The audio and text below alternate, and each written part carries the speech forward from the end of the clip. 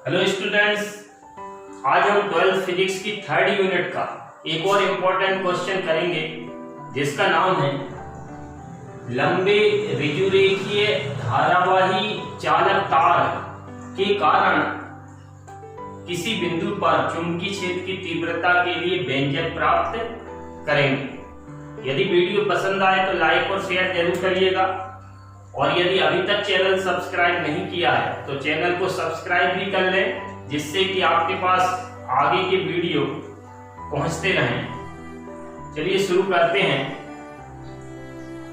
तो ये हेडिंग डली हुई है। क्वेश्चन इस प्रकार से एग्जाम में आता है, वायु सेवर्ट के नियम की सहायता से या फिर लाप्लास के नियम की सहायता से लंबे ऋजुरेखीय धारावाही चालक तार के कारण किसी बिंदु पर चुंबकीय क्षेत्र की तीव्रता के लिए व्यंजक प्राप्त कीजिए। तो सबसे पहले हम डायग्राम तैयार करेंगे। तो हेडिंग में लिखा हुआ है लंबे, ऋजुरेखीय मीन्स सीधा, धारावाही मतलब जिसमें धारा बह रही हो, चालक तार, ऐसा तार लेना है जो चालक है, तभी तो धारा बहेगी। तो एक तार लेंगे हम, माना कि ये एक सीधा लंबा ऋजुरेखीय तार है। इस तार का नाम मान लिया XY है। इस तार में धारा कैपिटल I बह रही है। अब इस तार के कारण किसी बिंदु पर, तो कोई बिंदु लेंगे चुंबकीय क्षेत्र ज्ञात करने के लिए। तो मान लिया ये एक बिंदु है और इस बिंदु P की दूरी इस तार से स्मॉल a है। बिंदु का नाम है कैपिटल P और जिस बिंदु से दूरी नापी गई है तार के, उस बिंदु का नाम है O। अब इस तार के कारण बिंदु P पर हमें चुंबकीय क्षेत्र ज्ञात करना है, लेकिन सहायता लेना है वायु सेवर्ट के नियम की। और वायु सेवर्ट का नियम में अल्पांश के कारण चुंबकीय क्षेत्र की तीव्रता ज्ञात हुई थी। तो अल्पांश, तो एक छोटा सा टुकड़ा लेंगे। तो मान लिया ये इस तार का एक छोटा सा अल्पांश है जिसका नाम है AB और इस अल्पांश की लंबाई DL, अल्प है इसलिए DL। इस अल्पांश से बिंदु P की दूरी मान ली, अल्पांश AB से बिंदु P की दूरी स्मॉल r, चाहे A से नापे चाहे B से नापे, लगभग बराबर होगी, क्योंकि ये बहुत छोटा रहता है। ये तो हमने डायग्राम में समझाने के लिए ये भी इतना बड़ा बना लिया है, जबकि अल्पांश की लंबाई बहुत छोटी होगी। पहले हम इस अल्पांश AB के कारण बिंदु P पर चुंबकीय क्षेत्र निकालेंगे, फिर उसका समाकलन करेंगे, तब पूरे तार XY के कारण बिंदु P पर चुंबकीय क्षेत्र की तीव्रता आ जाएगी। मान लिया बिंदु O से बिंदु A तक की दूरी, मतलब अल्पांश की दूरी x है, स्मॉल x। बिंदु A से BP रेखा पर एक लंब खींचते हैं। ये एक लंब खींचा है बिंदु A से BP रेखा पर। तो ध्यान रखना ये 90 डिग्री है और इस साइड का भी ये 90 डिग्री है, मतलब ये समकोण त्रिभुज है, एक समकोण त्रिभुज ये है और एक समकोण त्रिभुज ये है। हमारे पास 3 समकोण त्रिभुज। ये जो अंदर कोण बन रहा है ये वाला A B और इस बिंदु का नाम दे दिया C। तो कोण ABC जो B बिंदु पर बन रहा है इसका नाम है थीटा। ये जो कोण है नीचे वाला इसका नाम है अल्फा और ये जो अल्पांश AB के द्वारा बना है इसका नाम है D अल्फा। तो इस AB के कारण बिंदु P पर चुंबकीय क्षेत्र ज्ञात करेंगे पहले। तो A और B दोनों सिरे बिंदु P से मिलाए हैं, तो हमें पूरे तार के कारण निकालना है। तो बिंदु P से नीचे वाला सिरा भी मिलाएंगे, तो बिंदु P से नीचे वाला सिरा मिलाएंगे और बिंदु P से ऊपर वाला सिरा y भी मिलाएंगे। तो दोनों सिरे बिंदु P से मिलाना है।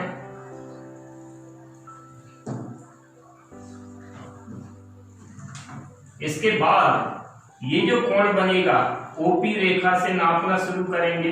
तो ये बनेगा α1 मान लिया, और ये जो ऊपर बन रहा है पूरा इधर तक ये है α2, और α2 ऊपर है तो प्लस लेंगे और α1 नीचे है तो इसका चिन्ह जब हम रखेंगे तो माइनस लेंगे।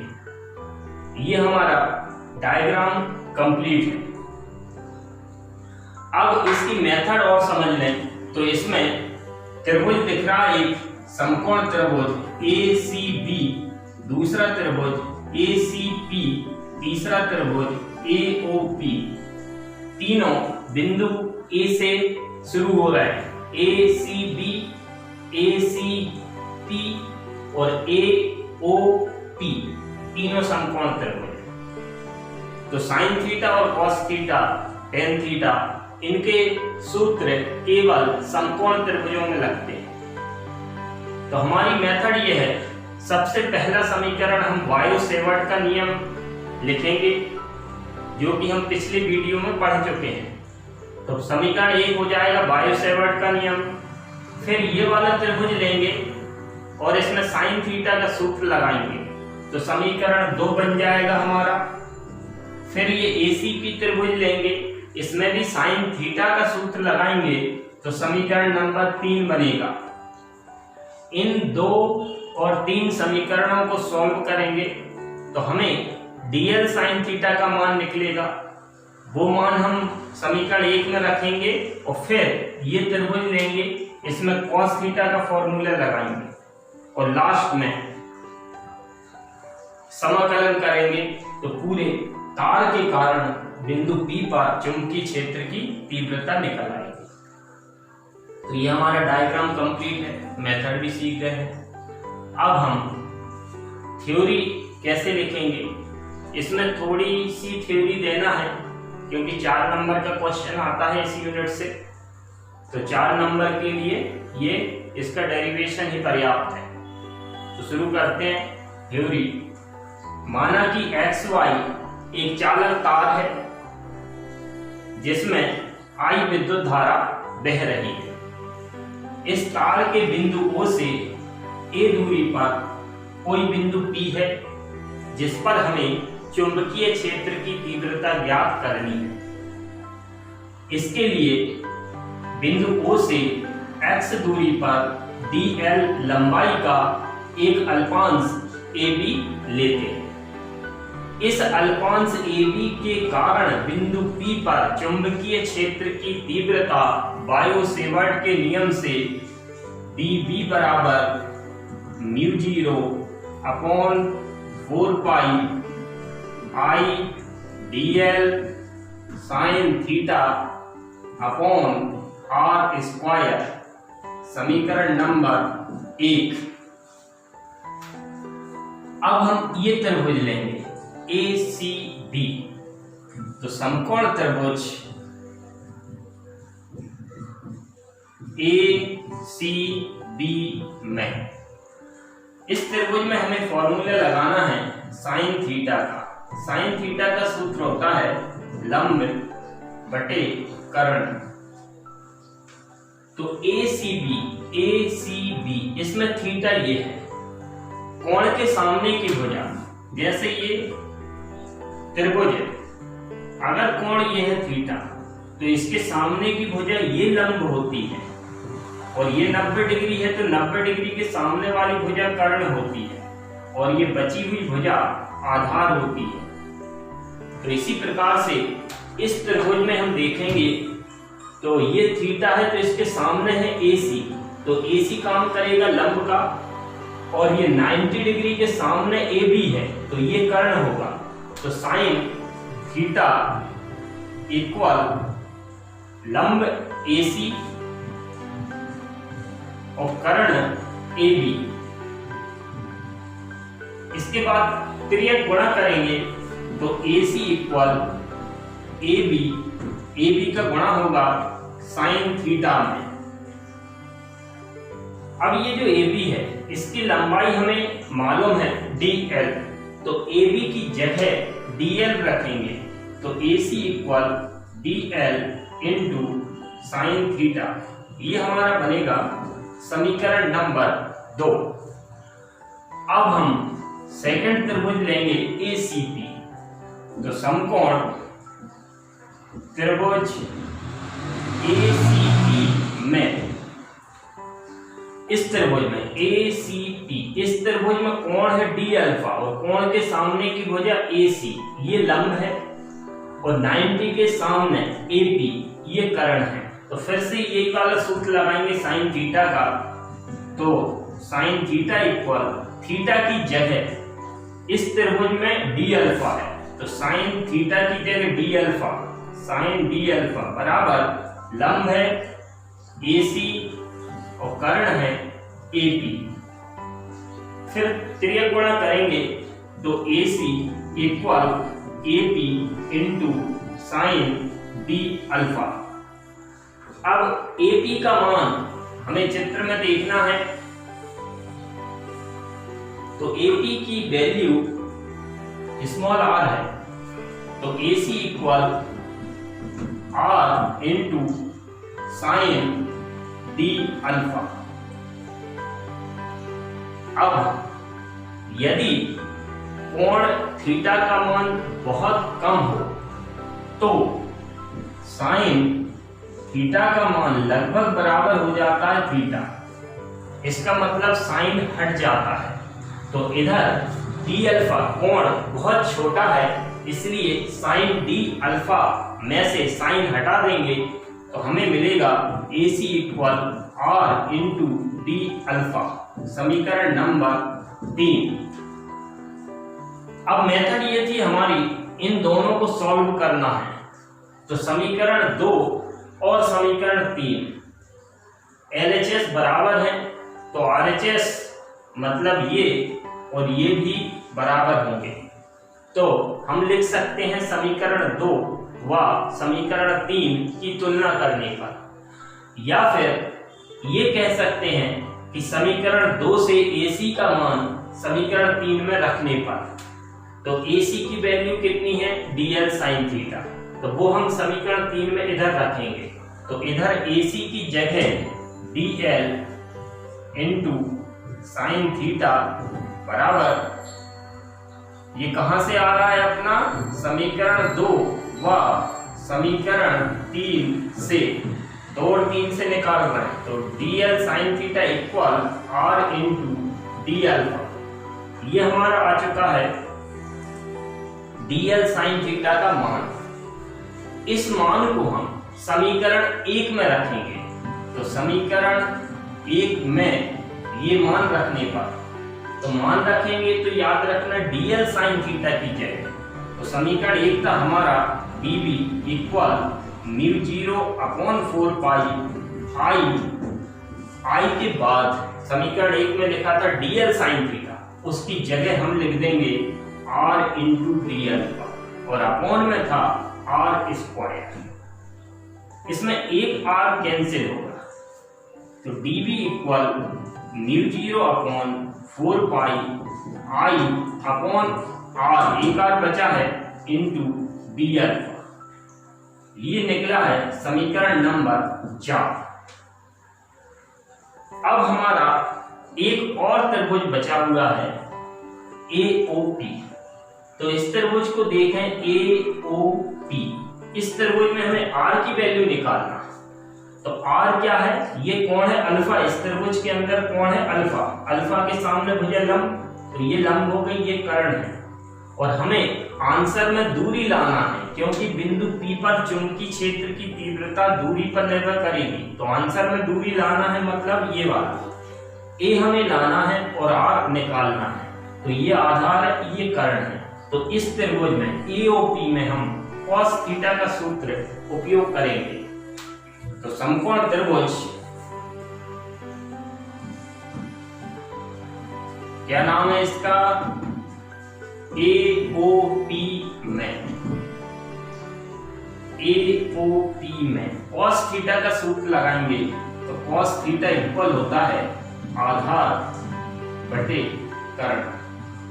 तो हमारा निकलेगा cos थीटा की जगह इसमें अल्फा है तो cos अल्फा इक्वल आधार कितना है OP मतलब A और कर्ण कितना है AP मींस R तो A अपॉन R। क्रिया गुणा करेंगे तो R की वैल्यू आएगी A अपॉन cos अल्फा।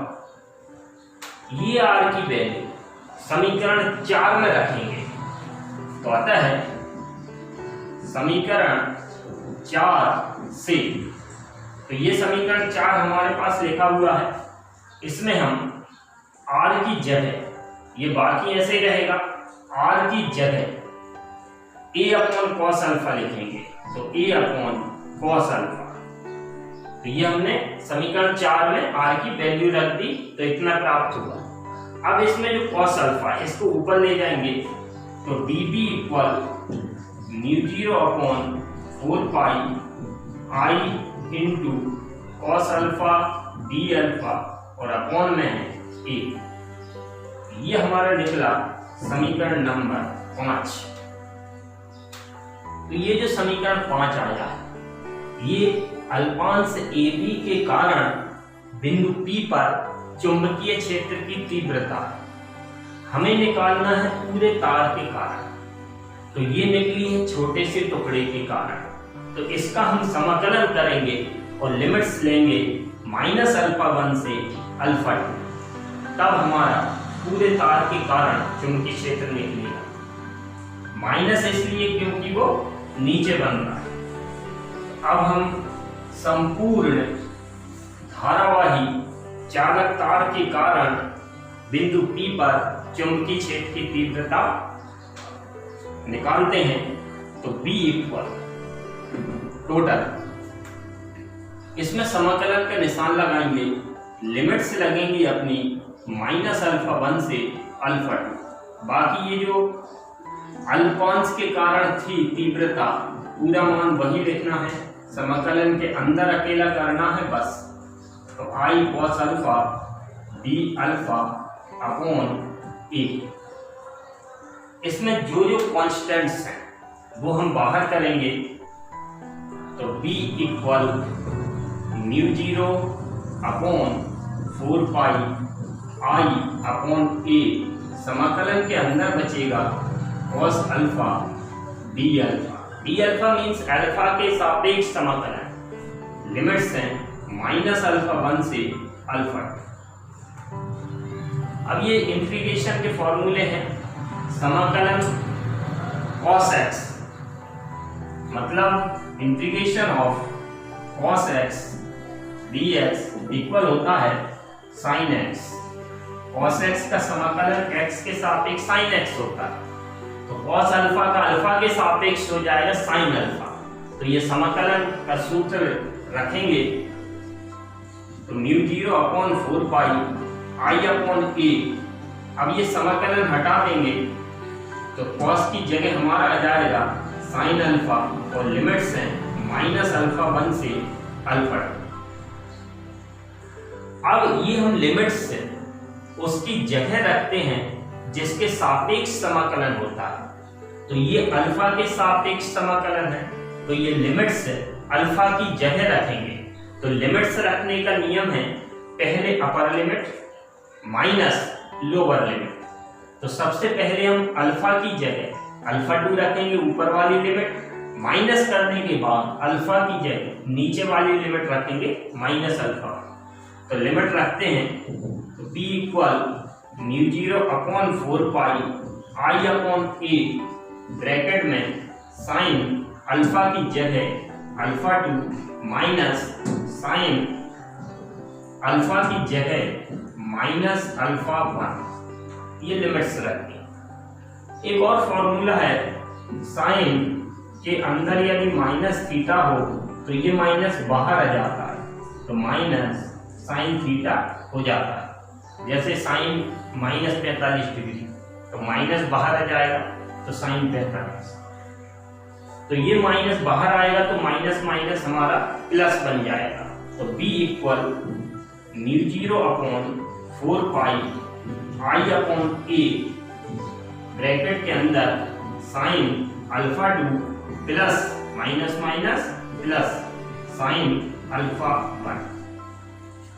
वैसे तो ये हमारा आंसर आ चुका है लंबे तार के लिए, लेकिन क्वेश्चन में अगर लिखा हुआ है अनंत या बहुत लंबे तार के लिए, तो उस कंडीशन में इसको आगे बढ़ाएंगे। वैसे भी हमें एग्जाम में पूरे करके आना है, भले ही क्वेश्चन में लिखा हो लंबे तार अकेला, तब भी हमें अनंत लंबाई के तार के लिए निकालना है। तो जैसे ये तार है, ये बिंदु है P, ये OP रेखा थी हमारे पास, ये XY नाम है इसका।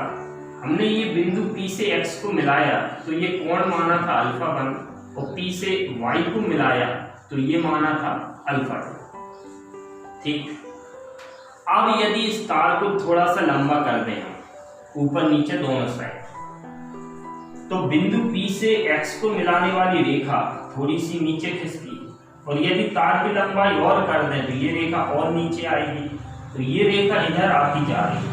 अगर ये अनंत लंबाई का तार होगा तो ये बिंदु P से जो हम सिरा मिलाएंगे वो रेखा एकदम सीधी हो जाएगी, और ये कोण हमारा इतना चला जाएगा, तो इसकी वैल्यू 90 डिग्री हो गई। इसी प्रकार से जब हम ऊपर वाला सिरा मिलाएंगे और जैसे जैसे तार की लंबाई बढ़ेगी, तो ये बिंदु P से सिरे को मिलाने वाली रेखा अगर ये अनंत लंबाई का है तो ये भी एकदम सीधी हो जाएगी। तो इस कंडीशन में ऊपर वाला कोण अल्फा 2 भी 90 डिग्री हो जाएगा। इसका मतलब ये हुआ, अगर ये तार अनंत लंबाई का है तो अल्फा 1 और अल्फा 2 दोनों के मान 90 डिग्री होंगे। तो हम लिख देंगे कि अनंत लंबाई के तार के लिए अल्फा 1 बराबर 90 डिग्री तथा अल्फा 2 बराबर 90 डिग्री। अतः ये दोनों मान हम इसमें रखेंगे तो हमें मिलेगा B equal μ0 upon 4 pi I upon A bracket के अंदर साइन अल्फा 2 की जगह 90 degree plus sine 90 degree. Sine 90 का मान होता है 1, तो μ0 upon 4 pi I upon A 1 plus 1, 1 plus 1 means 2, तो B equal μ0 upon 4 pi 2I upon A।